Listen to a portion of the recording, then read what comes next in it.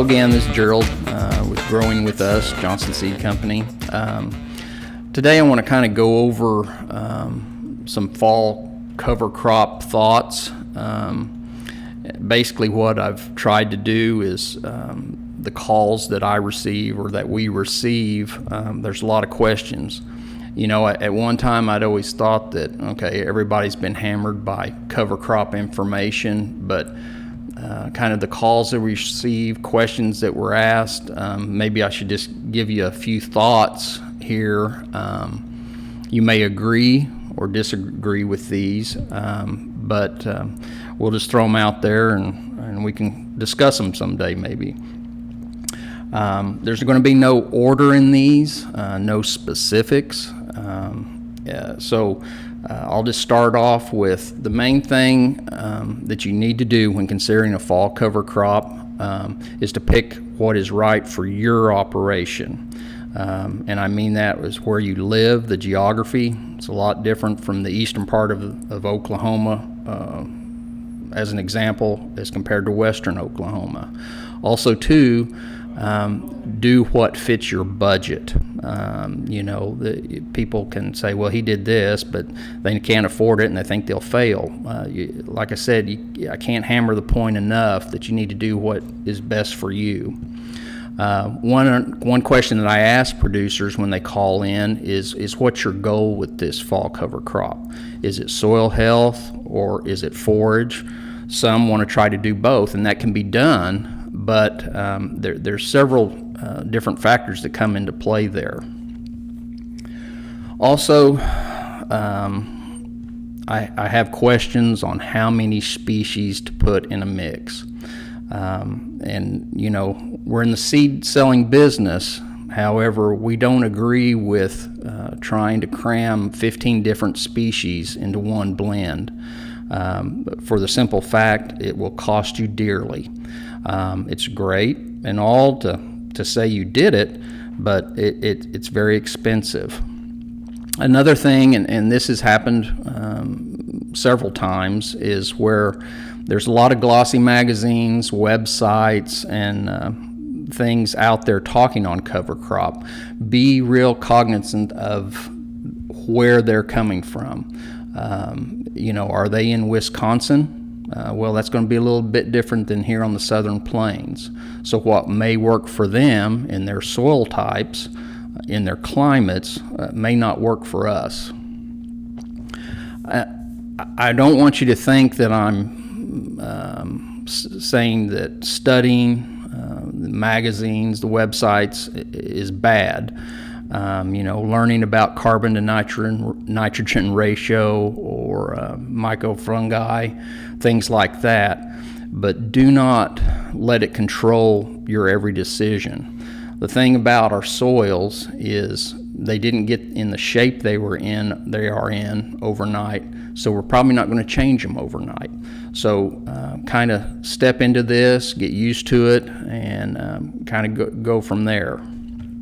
I encourage you to observe other producers to some extent, like some factors. How did their livestock do? Did you see failures in your mind? How did their following crop look after a cover crop? Did they stockpile their cover crop for feeding later on? Just some things to consider. In cover crops, some species will not do well. And, you know, I noticed that when making blends for people. I think, you know, this is not a good thing. So I kind of wonder why spend the money on it, just to say you did it at the coffee shop or something like that. The only exemption to this is the NRCS requires us to put a certain amount of species in there. And I'm not knocking them, but sometimes you're somewhat forced to put a species in that you think have a question about whether it's going to do well. In the next 2 episodes of Growing With Us, we're going to go over some ingredients, just some of them. There's so many we can't do all of them. Some of the broadleaf considerations going into a fall cover,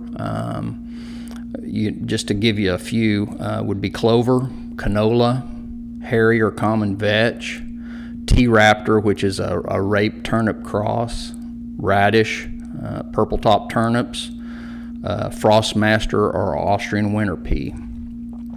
Grass considerations in a fall cover would be triticale, hard or soft winter wheat, beerless barley, spring oats, Elbon rye, and sorghum Sudan. Once you do decide on a cover crop, really monitor the results.